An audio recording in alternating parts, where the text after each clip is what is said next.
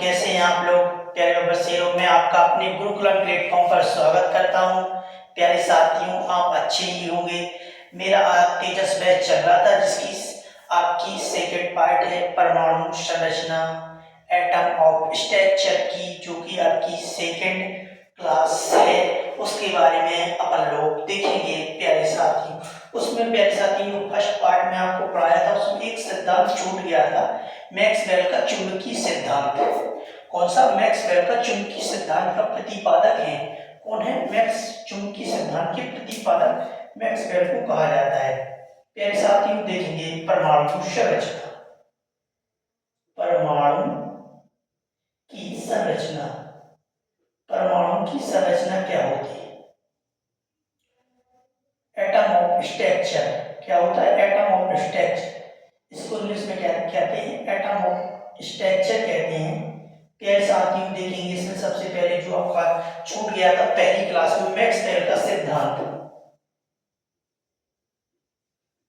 Bell का चुंबकीय, Maxwell का चुंबकीय सिद्धांत।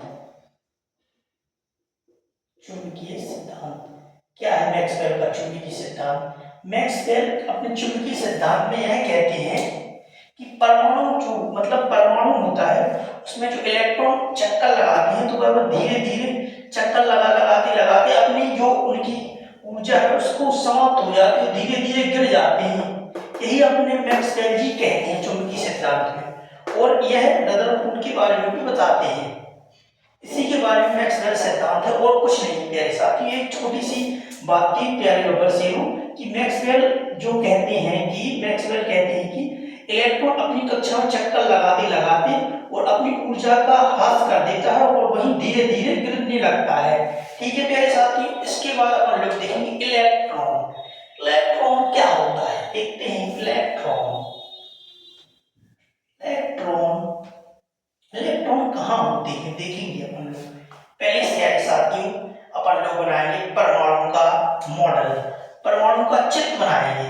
देखिए परमाणु का चित्र, ये मान के चलिए परमाणु है, परमाणु गोलाकार होते हैं, तो आपको बताया गया है।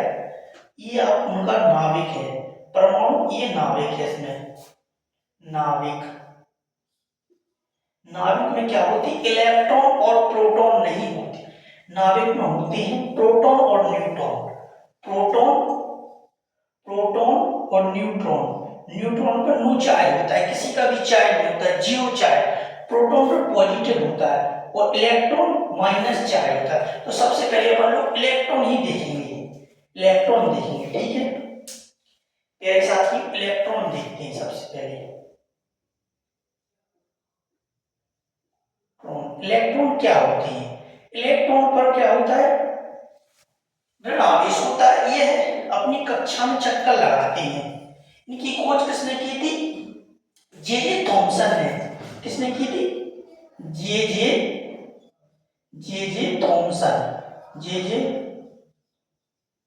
जे थॉमसन ने कब की थी? इनकी खोज जे थॉमसन ने कब की थी प्यारे साथियों? इनकी खोज जे थॉमसन ने की थी 1897 में। 1897 में इलेक्ट्रॉन की खोज जे थॉमसन ने की थी। इस पर कौन सा आवेश होता है? ऋण आवेश होता है। अब देखेंगे प्रोटॉन। प्रोटॉन क्या होते हैं? इन पर पॉजिटिव आवेश होता है, धनात्मक आयन, धनात्मक आवेश होता है प्रोटॉन। प्रोटॉन, प्रोटॉन की खोज किसने की थी प्यारे साथियों? गोल्डस्टीन ने की थी प्रोटॉन की खोज। तथा किसने की थी?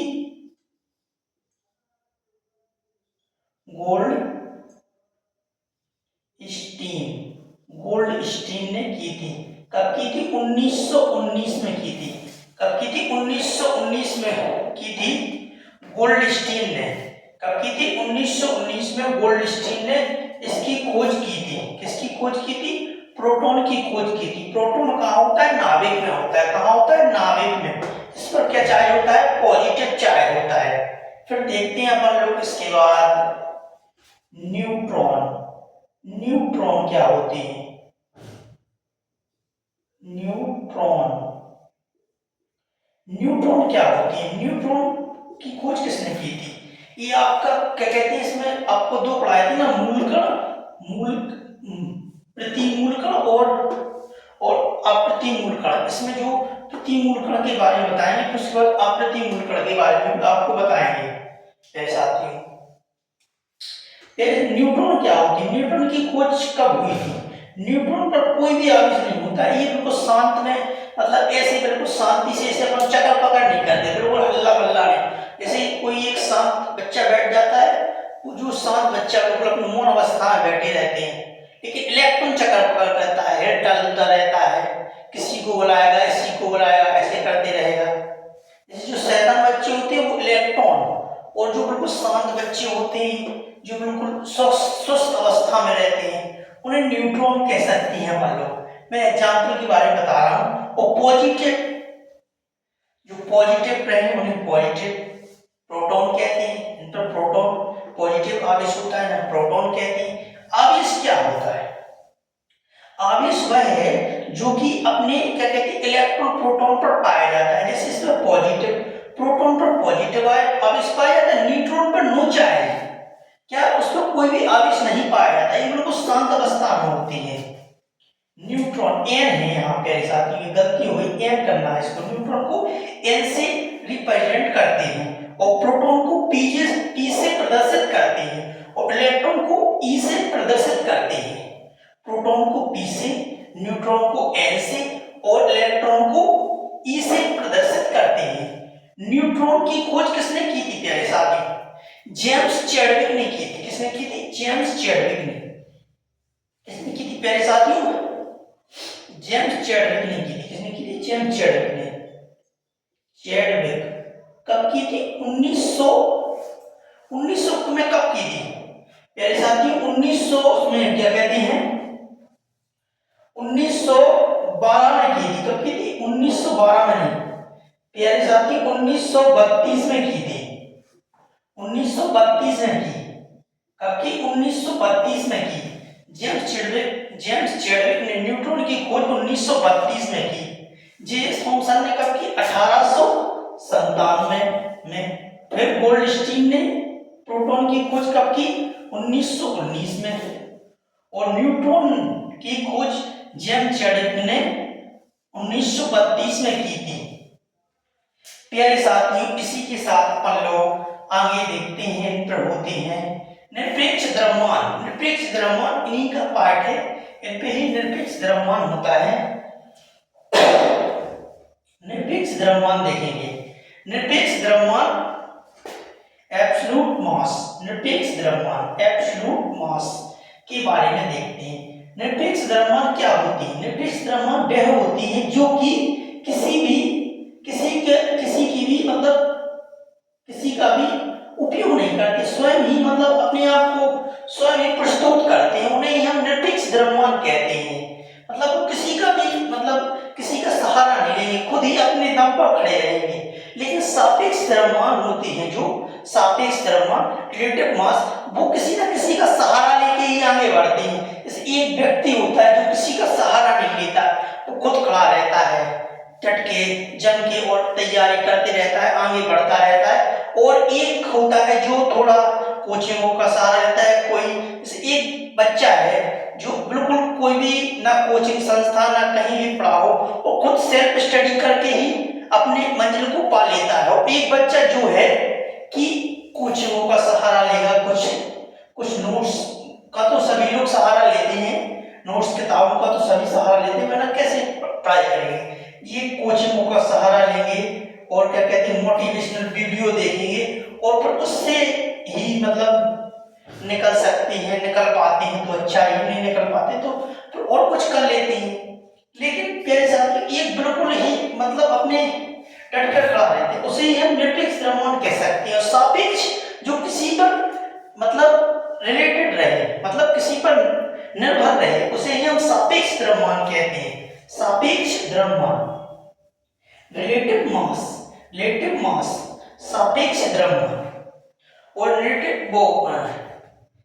निरपेक्ष द्रव्यमान एब्सोल्यूट मास के साथियों। निरपेक्ष द्रव्यमान कितना होता है इलेक्ट्रॉन का? इलेक्ट्रॉन का निरपेक्ष द्रव्यमान देखेंगे। इलेक्ट्रॉन इलेक्ट्रॉन का निरपेक्ष द्रव्यमान कितना होता है?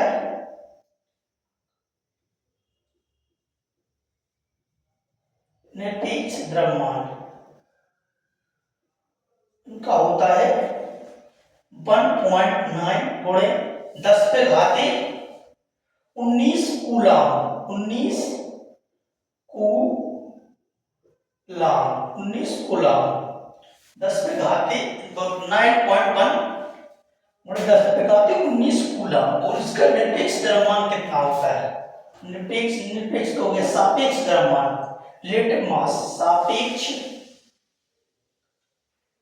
द्रव्यमान कितना होता है इसका? इसका सापेक्ष द्रव्यमान होता है, क्या कहते हैं मेरे साथियों? सापेक्ष द्रव्यमान होता है इसका 1.0072। कितना होता है? 1.0072। कितना होता है? 1.70072 MUN, atom mass unit. AMU है एटम मास यूनिट, इसका मतलब क्या है? AMU atom mass unit. ये है आपका इलेक्ट्रॉन। अब देखेंगे प्रोटॉन का। प्रोटॉन का क्या होता है? वो एब्सोल्यूट मास, एब्सोल्यूट निरपेक्ष द्रव्यमान कितना होता है? इसका होता है प्यारे साथियों, क्या कहते हैं? न्यूट्रॉन का जो क्या कहते हैं एब्सोल्यूट मास होता है, प्रोटॉन का एब्सोल्यूट मास होता है जो कि आपका 1.676 इंटू 10⁻31 कूलाम। कितना होता है? 31 कूलाम। 1.726 एंड 726 एंड गुणे 10⁻31 कूलाम कितना होता है? इसका सापेक्ष द्रव्यमान कितना होता है? सापेक्ष द्रव्यमान देखें। इसका सापेक्ष द्रव्यमान होता है प्यारे साथियों इसका सापेक्ष द्रव्यमान जो कि होता है 0086 होता है इसका spelling. AMU auto atom mass unit. AMU atom mass unit. तो देखते हैं मान लो न्यूट्रॉन नहीं, आप देखेंगे इलेक्ट्रॉन का कितना होता है? इलेक्ट्रॉन का जो होता है प्यारे साथियों इलेक्ट्रॉन का होता है इलेक्ट्रॉन नहीं, इसका क्या कहते हैं? न्यूट्रॉन का देखते हैं। न्यूट्रॉन का जो होता है न्यूट्रॉन का सापेक्ष द्रव्यमान होता है 1.679 कूलाम। ये आपका लगभग है, ये लगभग एग्जैक्टली नहीं होता है, ये लगभग होता है इसका, ठीक है। और इसका जो करते हैं निरपेक्ष हो गया ये तो। इसका सापेक्ष द्रव्यमान कितना होता है? सापेक्ष द्रव्यमान होता है 0.0086 होता है। इसका गलती हो गई प्यारे साथी, इसका 72 होता है, इसका 8 और इसका 7, 0.7 माट एटम मास यूनिट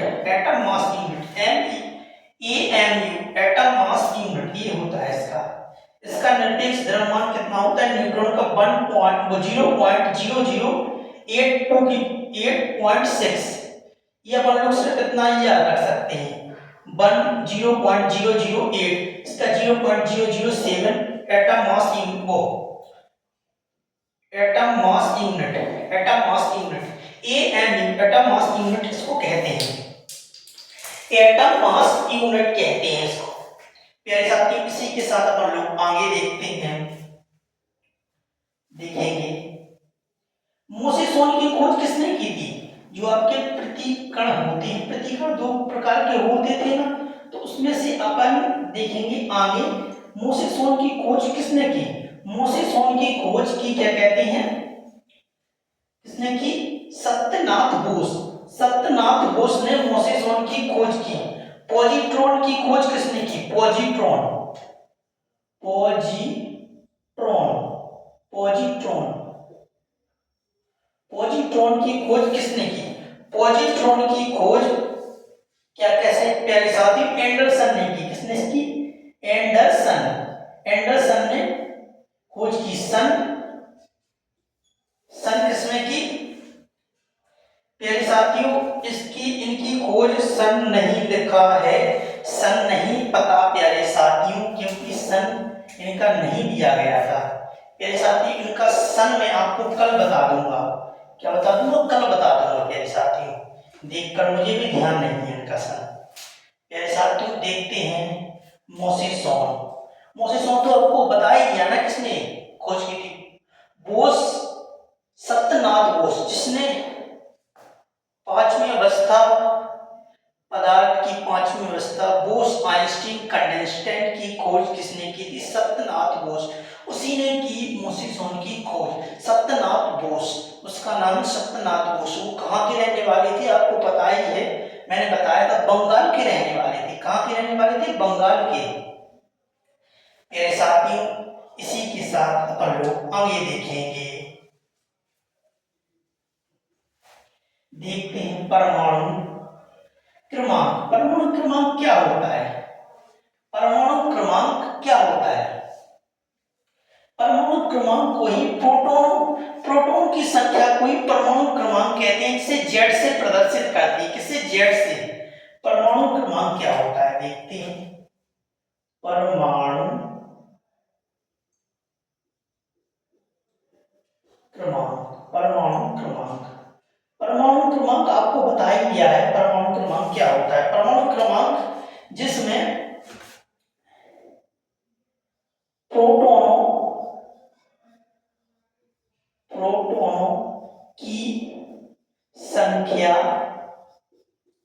को ही परमाणु क्रमांक कहते हैं। प्रोटॉनों की संख्या को ही परमाणु क्रमांक कहते हैं। इलेक्ट्रॉन की संख्या को क्यों नहीं कहते परमाणु, क्योंकि इलेक्ट्रॉन की संख्या घटती बढ़ती रहती है। क्या होती है, घटती बढ़ती रहती है। और इसे किससे प्रदर्शित करती है, इसे जेड द्वारा प्रदर्शित करते हैं, जेड द्वारा प्रदर्शित करते हैं। प्यारे भाई लोग, अभी मैं आपको सिर्फ समझाने के लिए इतना लिखवा रहा हूँ। आपको मेरे जो टेलीग्राम चैनल पे आपको इसका जो मैं आज पढ़ा रहा हूँ उसका पीडीएफ मिल जाएगा, और जो आपके वीडियो के डिस्क्रिप्शन में ही लिंक आपको मिल जाएगी, उस पर जाके उसको वहां से आप ले सकते हैं। मेरे साथियों, ये सिर्फ आपको समझाने के लिए मैं बता रहा हूँ, बाकी मेरा कोई लिखने का कोई तात्पर्य नहीं है, मैं सिर्फ आपको समझा रहा हूँ। प्रोटॉन क्या होते हैं, नो, परमाणु क्रमांक क्या होते हैं। प्रोटॉनों की संख्या कोई परमाणु, परमाणु क्रमांक कहते हैं। न्यू इलेक्ट्रॉनों की संख्या को क्यों नहीं कहते, क्योंकि वह घटती बढ़ती रहती है, कभी किसी में कितनी, कभी किसी में कितनी, इसीलिए नहीं कहते हैं। इसी प्रकार से हम देखेंगे आगे। परमाणु क्रमांक हो गया। परमाणु भार क्या होती है, परमाणु भार, परमाणु भार देखेंगे।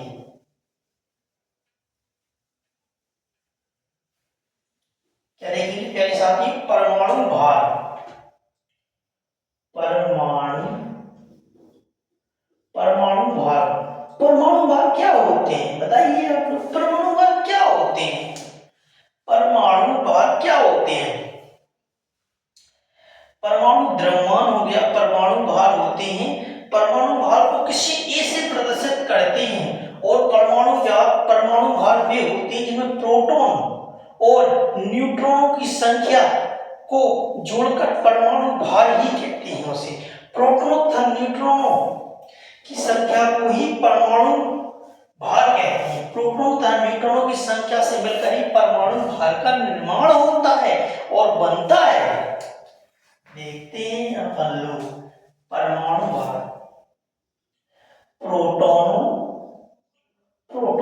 तथा न्यूट्रॉनों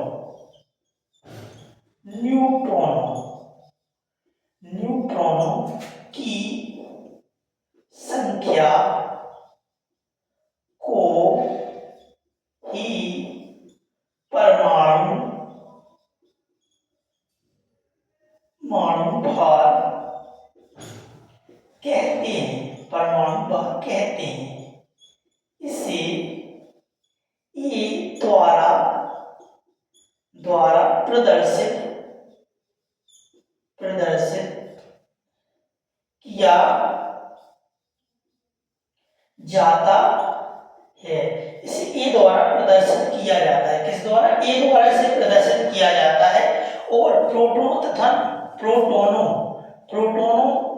और न्यूट्रॉनों की संख्या को ही परमाणु भार कहते हैं। इसे ए द्वारा प्रदर्शित किया जाता है।